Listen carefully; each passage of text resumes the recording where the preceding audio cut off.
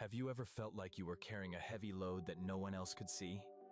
A continual buzzing of worry. Do you feel like something is wrong with you on a deep level, even if you can't put your finger on what it is?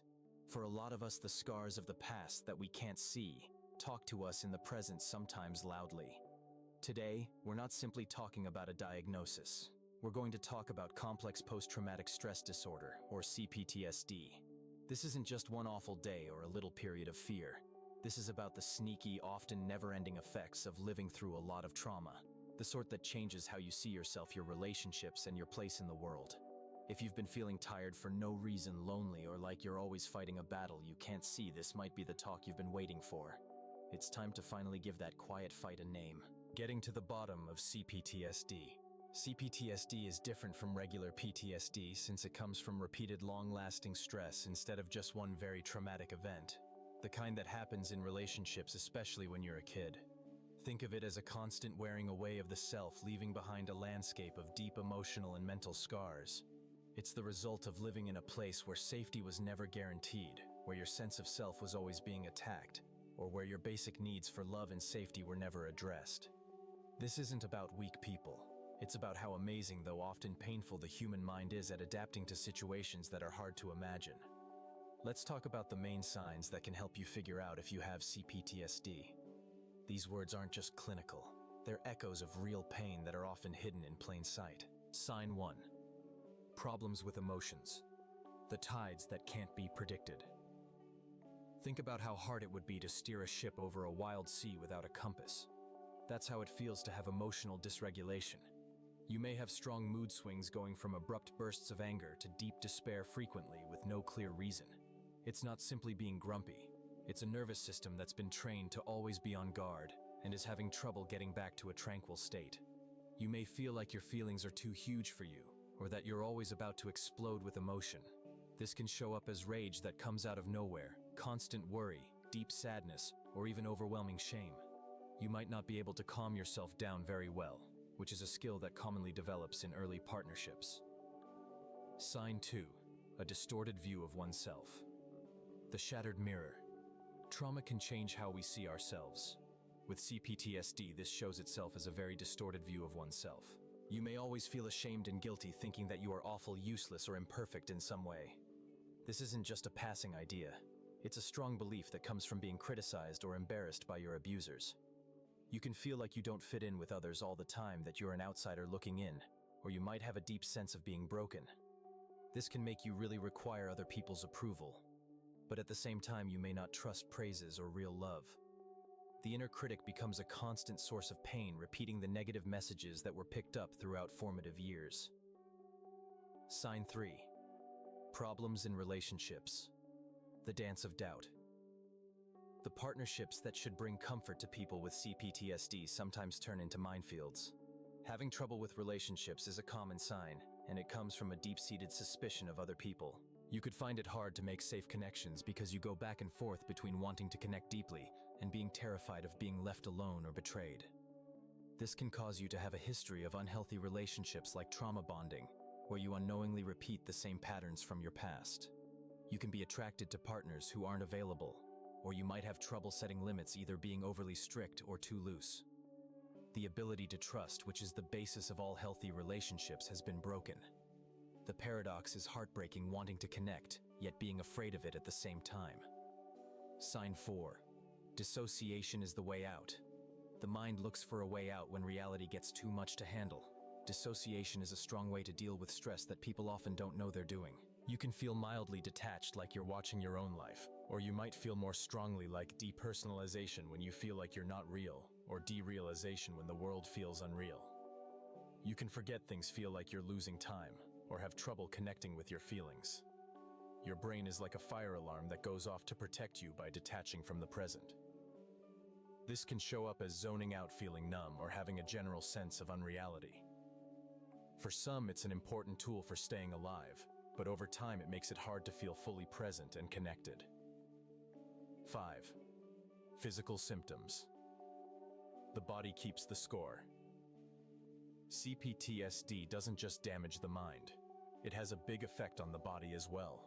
Physical symptoms are very common since the neurological system is always in a state of fight, flight, freeze, or fawn. Chronic pain, digestive problems, exhaustion, autoimmune diseases, or being more sensitive to noise and light are all possible signs of this. Your body is always on high alert, even when there isn't an immediate danger. The adrenal system is overworked, which causes a lot of physical problems that contemporary medicine has a hard time diagnosing or treating. It's the body's silent scream full with pain from things that haven't healed. Sign 6. The dimming light or losing meaning and hope. Long-term trauma can take away a person's sense of purpose and future. A very distressing sign of C-PTSD is losing hope and meaning. You could feel like there is no hope that things will never get better, or that you are doomed. This isn't just, it's a pervasive sense of anhedonia, which means you can't feel pleasure or joy. You might have trouble imagining a future, feel stuck in the past, or even wonder what the meaning of life is. This spiritual and existential crises might make you feel quite alone, which can make it hard to live your life or find inspiration. Sign 7. The internalized abuser, or shame. Guilt and self-blame. One of the worst things about C-PTSD is that it makes you believe what the abuser says. Guilt, shame, and blaming yourself become very strong. You can think that you deserve the abuse, that it was your fault, or that you are terrible by nature. This blaming yourself is a frantic attempt to make sense of the impossible and give the impression that you have control when you don't. It's the worst kind of betrayal when the victim sees things from the point of view of the one who hurt them. It can be very hard to heal when you feel like you have to punish yourself all the time. This is because it stops people from getting treatment or even admitting that they are in pain. Sign 8. The child who is neglected has trouble with self-compassion and self-care. People with C-PTSD typically have a hard time taking care of themselves and being compassionate and understanding. If you were raised in a way that made you feel worthless, it's hard to be kind to yourself and take care of yourself. You can ignore your fundamental needs, do things that hurt yourself, or find it very hard to put your own health first. It can be hard to understand the idea that you deserve attention or comfort. This sometimes comes from a deep-seated attitude that you don't deserve love or care, a belief that prior events have sadly strengthened. It's a battle inside you where one part of you really needs care and the other part thinks you don't deserve it. Sign 9. Feeling empty all the time. The hollow core. After going through a lot of trauma, some people say they feel a deep and uncomfortable sense of emptiness all around them. It's not simply ennui. It's a feeling of emptiness, like you're not connected to yourself or the world. You can feel lost, numb, or like something important is missing from your life. This can make you feel like you need to always look for outside stimulation or like you're never satisfied. No matter what you do or achieve, it's a hole left by not having real connections. A confirmation in your early years. Sign 10. Trouble with setting limits. The porous self. Trauma can make it hard for someone to know where their own limits are. People with C-PTSD have trouble with boundaries all the time. It could be hard for you to say no, guard your own time and space, or make your demands known. On the other hand, you could become too rigid and drive people away to protect yourself. This is because in the past, your boundaries were always crossed, so you didn't know where you ended and someone else began. As a result, people often feel overwhelmed, angry, or that they are always being misunderstood. Sign 11. Hypervigilance. The watchful sentinel.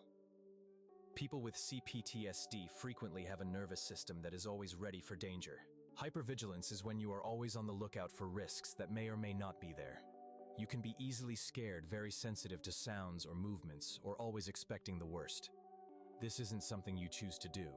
It's a survival instinct that has become established in you. It used to be helpful, but today it keeps you in a condition of constant tension and fatigue. It's like an alarm that goes off all the time, even when there's no fire. Sign 12. Reenacting trauma. The unseen pull.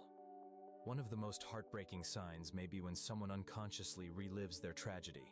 It's not about wanting to be in uncomfortable situations. It's rather about being drawn to familiar but undesirable patterns. You can find yourself in the same kinds of abusive relationships again and over again, or in situations that remind you of your past. You might even do things that hurt yourself and keep you from feeling safe and happy. It's the mind's desperate, often incorrect attempt to manage the trauma and eventually achieve control over what was once out of control. You don't just recall the anguish, You feel it again as you find your way back. The first brave step toward healing is to recognize these signs. If any of these things really hit home for you, know that you are not alone and you are not broken. You are a survivor, and the way you react makes sense given the crazy things that are happening. It takes a lot of fortitude, patience, and often professional help to get over c-ptsd. The road to recovery is not a straight line. It means making your life safe both inside and out. It requires learning to control those strong feelings a little at a time. It's about progressively and softly reconnecting with yourself and other people to build a sense of solid attachment. And at its core, it's about mourning your losses, accepting your past without letting it shape your future, and finding your own value again. It's important to remember that real strength isn't about never falling. It's about getting back up even when your past feels too heavy. It takes a long time to get out of the shadows of c-ptsd, but it is very gratifying.